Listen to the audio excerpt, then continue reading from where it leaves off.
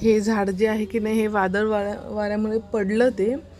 पण जेव्हा ते उभं होतं ना, त्याच्यावर काही पक्षी बसायचे. पक्षी म्हणजे सुतार पक्षी वगैरे असे खूप सारे पक्षी बसायचे.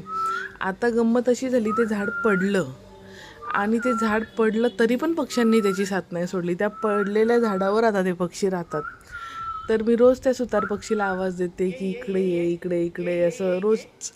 तर तो रोज बघतो माझ्याकडे. आणि काल मी आवाज दिला तेव्हा तो त्या पडलेल्या झाडावरून उठून खिडकीच्या समोर आला.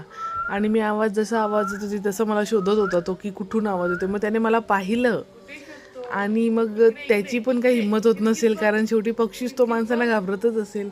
मग तो पत्र्यावर येऊन बसला अगदी खिडकीच्या बाजूला आणि तिथून माझ्याकडे वाकून बघत होता.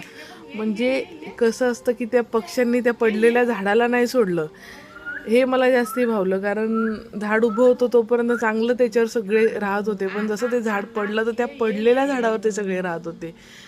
माणसाने हा गुण घ्यायला पाहिजे ॲक्च्युली यांच्याकडून, पण नाही घेत माणसं गुण. तो पक्षी आज शोधत शोधत इथपर्यंत आला. काही दिवसात तो आमच्या घरात पण याला असं वाटायला लागलं आता मला.